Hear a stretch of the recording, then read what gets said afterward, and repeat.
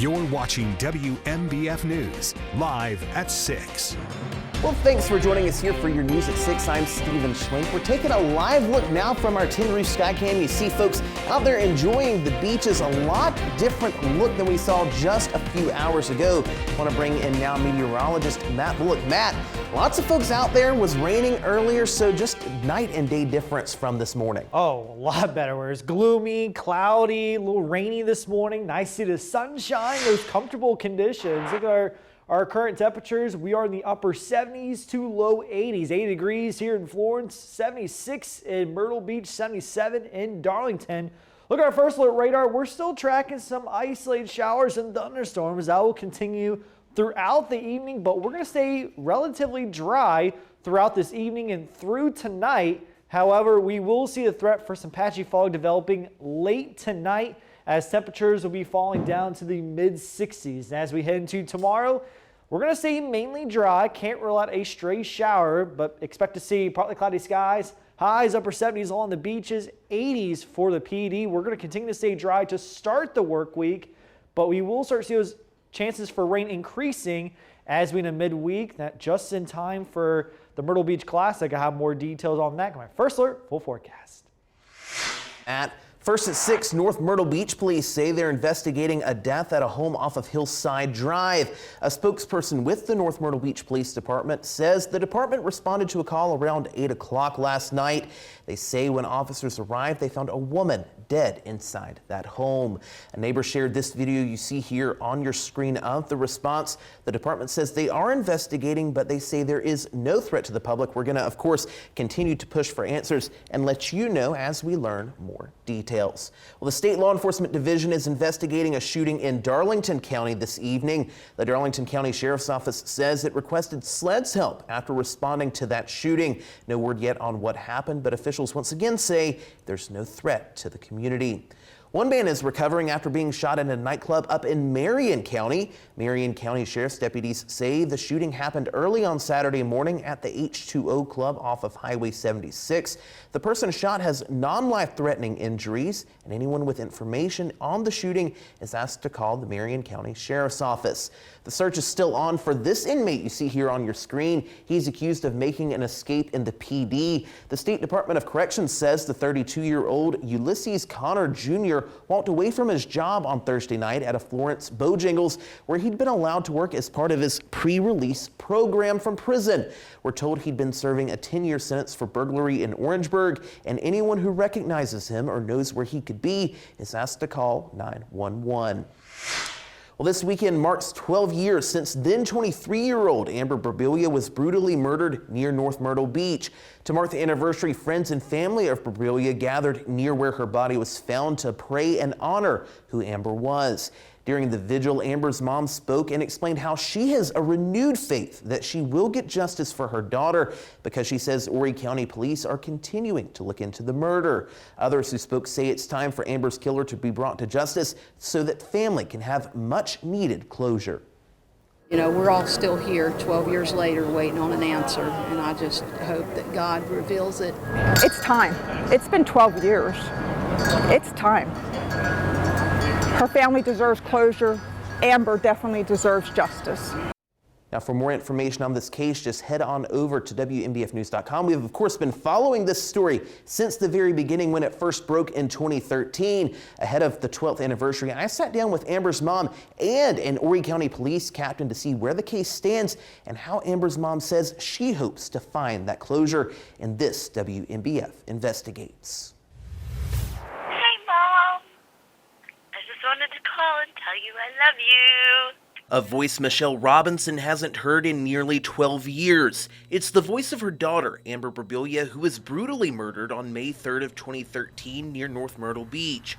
WMBF News spoke with Robinson back in 2013 about her daughter's death. The hardest part is missing her. I miss her so much. And while that longing continues, so does her hope for an answer to a question she's had since her daughter's murder.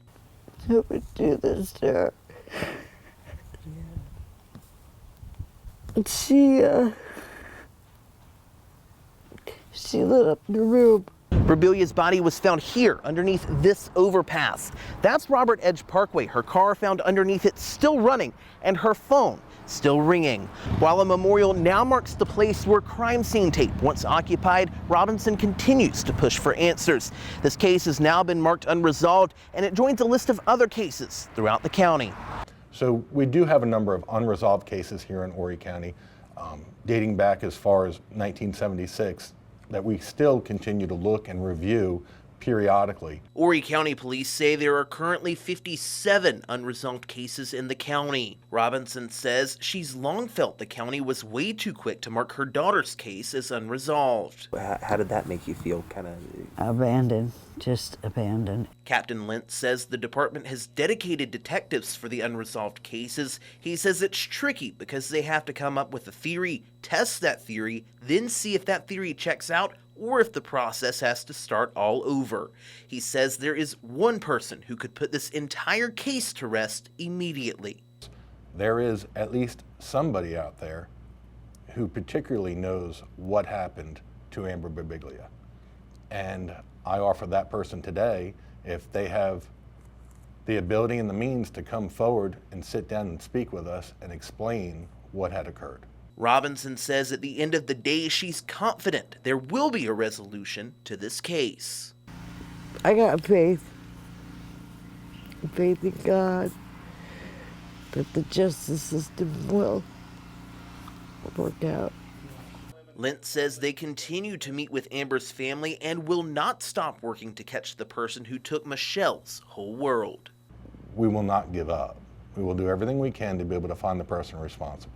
A promise Robinson continues to hold on to. And this voice, I love you. Good night. is what keeps Michelle working to get justice for her daughter. I will do whatever I have to do to try and find out who did this horrible thing. You can find all of our coverage from the last 12 years on WMBFnews.com. For the 12-year anniversary story, just click on that Investigates tab.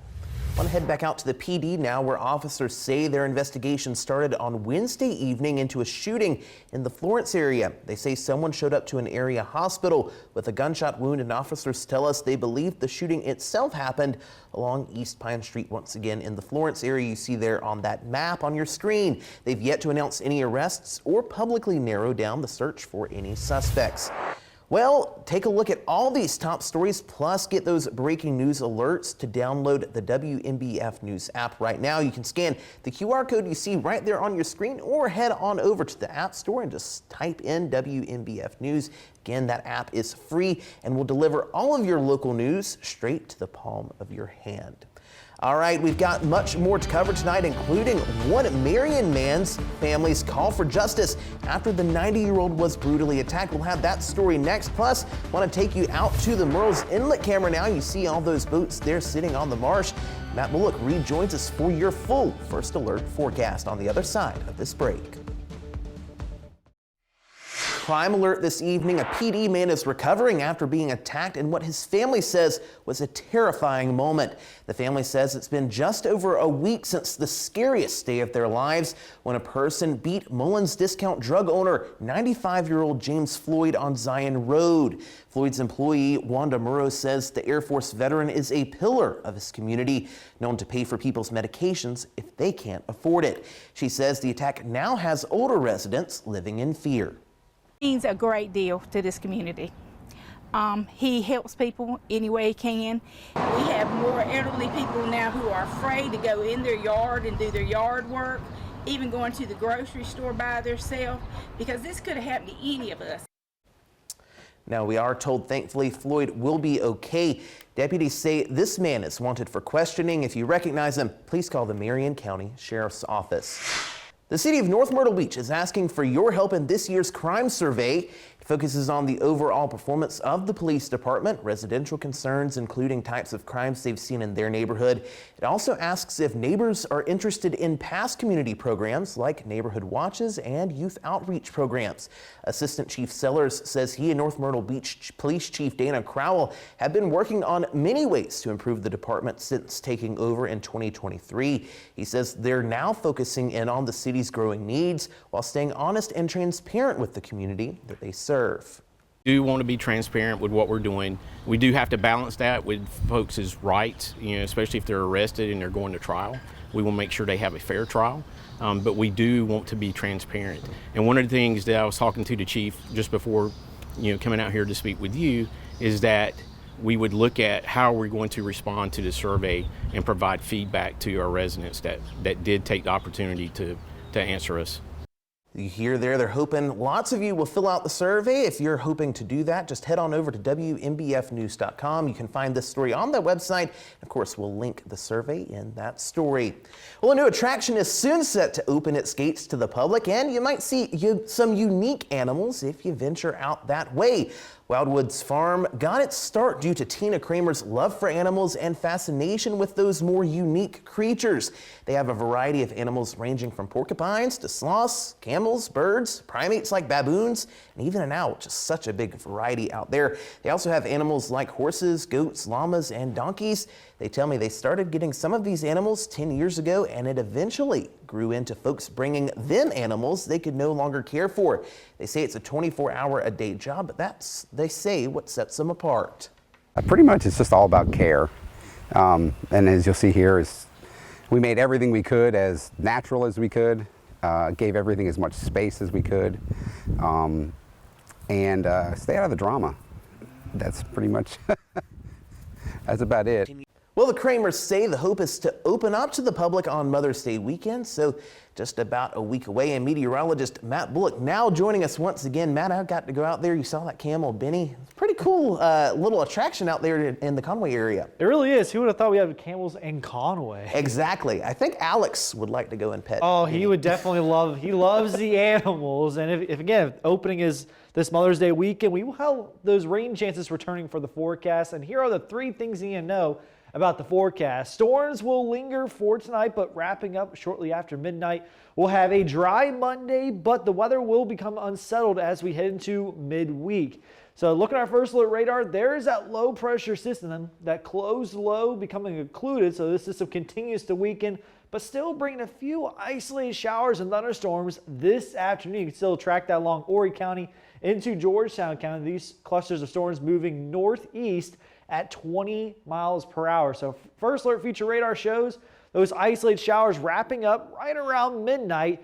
Then we'll start to see those drier conditions by tomorrow morning. And so look at your bus stop forecast. We'll see a potential for some patchy fog early in the morning, but then as we into the afternoon, expect to see a little bit more sunshine. Highs will be in the mid-70s in the Grand Strand, low 80s for the PD. We'll have a dry start to the work week as we'll see temperatures staying upper 70s on the coastlines. Low 80s for the PD, low rain chances, but as we into midweek, we will start to see the weather become more unsettled, which is just in time for the Myrtle Beach Classic, just 4 days away. And looking at the forecast, temperatures remaining in the mid to upper 70s, but notice this, we'll see those potentials for those pop-up showers and thunderstorms. So if you are heading out to the Myrtle Beach Classic, make sure you grab an umbrella. And here's a look at the setup. That closed low moves off towards the northeast, high pressure system builds in. By midweek, bringing that warm and humid southwest wind. So with that increase in moisture, that's going to bring that summertime weather pattern for those pop-up showers and thunderstorms. So rain chances remain 20, 30%, opening round 30%, but by the final round, still about 40%. So we're not expecting any washout conditions, but you want to make sure you download that WMBF First Alert weather app for those chances for those pop-up showers and thunderstorms. Models aren't anticipating that much rainfall with this system through the next 7 days. An additional ½ inch to an inch of rain is expected, so no flooding is expected, but it brings some relief for our current drought conditions because you can still see portions of Horry, Georgetown County in those severe drought categories. So again, it's going to take several days of heavy rain to get us out of the drought. We'll see those rain chances hanging around as we head into next weekend. Well, Matt, thank you. We want to give you a reminder to go ahead and download our free WMBF First Alert Weather app. It's weather wherever you are, right there at your fingertips. All you have to do is scan that QR code you see there on your screen for up-to-the-minute radar, no matter where you are. Of course, you can also customize those notifications, again, wherever you may be. Heading across the state lines this evening, evacuation orders have been lifted in a wildfire that has now burned almost 1,700 acres in Brunswick County. That's up in North Carolina. We're told the fire started burning on Friday and is only 10% contained this evening. The fire is expected to last for a few days. The cause of that fire has not yet been released. We also want to check in tonight on a once struggling PD animal shelter. Our Mary Margaret Ellison is sharing the progress they've made there and laying out what's still yet to be done. Marion County Animal Shelter has been in need of attention for years, and while they are getting some much needed upgrades, they do still have dozens of dogs and kittens just like Piper here who need a forever home. These animals have at least 2 to 3 vaccines. They're spayed, neutered, rabies vaccinated, dewormed, defleed, microchipped, heartworm tested, heartworm prevention. These animals are ready to go home today. The animal shelter has taken in around 15 animals per day. And right now they have over 200 ready for adoption. He's ready to go home today. Perfect family dog. It used to be an all-outside shelter. In that year, we've also implemented programs like community cats. We've implemented managed intake, and all of that has helped us reduce our euthanization rate to less than 10%, making us a no-kill shelter. Bree Corsi took over as the animal shelter director in April of last year. She tells me she has dozens of goals in mind. Many of them, to her surprise, have been faster than she imagined. Next plans are going to be to build another one of our owl kennel buildings. We're going to build a building in the front that is going to be, you know, kind of when people first get there, you're going to have meet and greet rooms, you're going to have an isolation area. A lot of bare necessities are our intentions, and then we're also going to expand and we're going to have a heartworm house where we can treat dogs for heartworms. We're working our way towards it, and we anticipate all of this being done at max in the next 2 years. The animal shelter employees and county administrator tell me that they appreciate all the donations that you at home have been giving, but the need right now is adoptions. Now their adoption fee is waived until May 15th. In Marion County, Mary Margaret Ellison, WMBF News. Lots of furry friends to choose from there. Well, from the Kentucky Derby all the way here to the Coastal Softball Field, our Mary Margaret Ellison returns to break down all things sports next. It's the first Saturday in May, which can only mean one thing. It's the 151st Kentucky Derby. 19 thoroughbreds and jockeys were ready for the most exciting 2 minutes in sports. And for the second year in a row, the Derby featured a $5 million purse.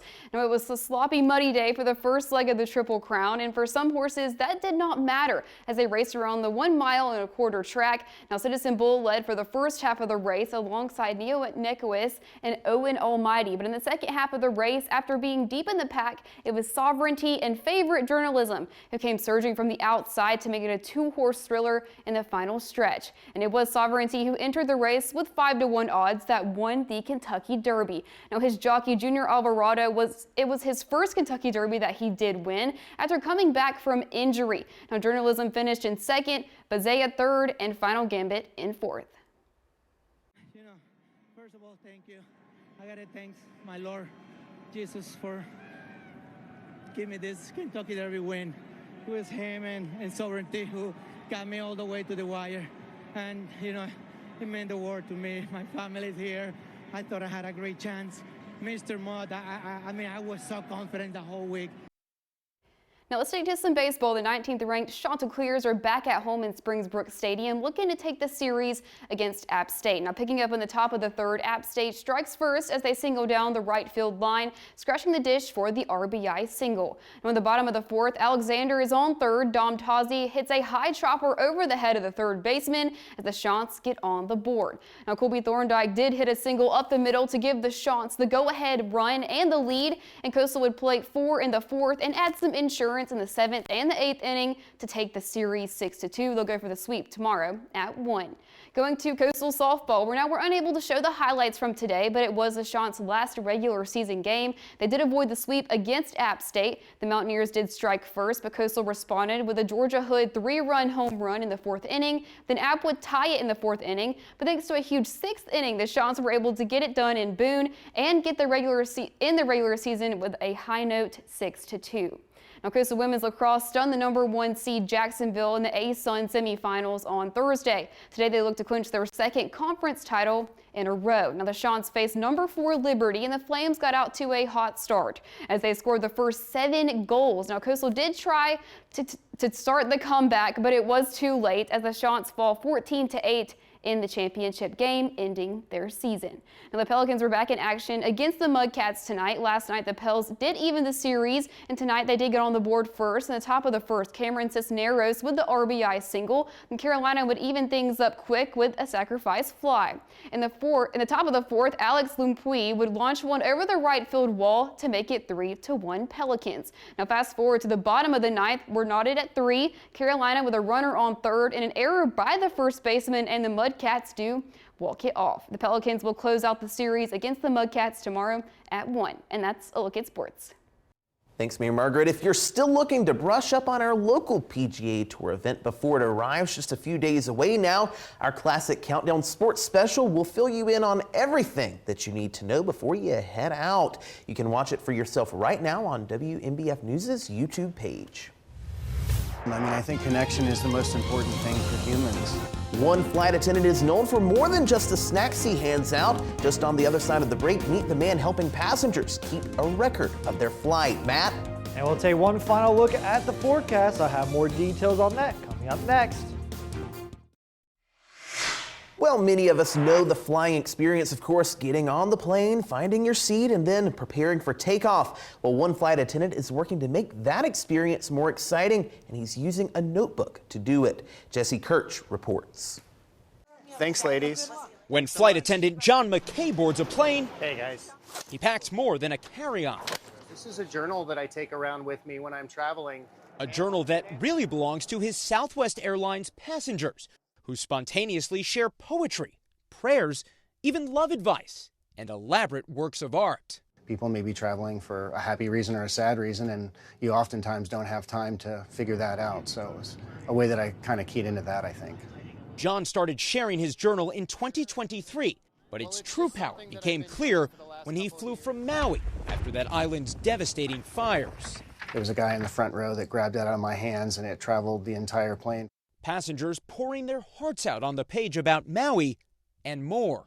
Lost my son a 1.5 years ago. Couldn't work, couldn't get out of bed for almost 10 months. It's powerful stuff. Does it surprise you that people are willing to share that kind of thing? It does and it doesn't. I think connection is the most important thing for humans. Flying from Dallas to Houston, it did not take long for Eliza Norris to ask for the journal. Thought I had it all. It's so many losses also. Through it all, never get left. Why are you willing to share this? You get to a certain age and you only want to help. And I love hearing other people's experiences too. All thanks to the flight attendant offering much more than a bag of pretzels. And let's take one final look at the forecast. A dry start to the work week. Temperatures upper 70s for the Grand Strand. Inlet forecast will stay in the 80s, but notice this as we into midweek, we start to see those rain chances coming back in the forecast. That's thanks to a high pressure system building offshore, bringing in that warm, humid southwest winds. And with that increase in humidity, we will see the threat for those pop-up showers and thunderstorms that will continue throughout this upcoming weekend. No washout conditions are expected, but you want to keep the umbrella handy with you for the next 7 days. All right, Matt, those 70s are calling my name, so let's just go ahead and speak that into existence if we can. Yeah, honestly, not too bad. So you want to go to the beach, go outside, not too bad. Just again, have that umbrella handy for you when you're heading out to the Myrtle Beach Classic next weekend. Thanks, Matt, and thank you for joining us here for your news at 6. We'll be back here tonight at 11. Till then, take care, and we'll see you soon again.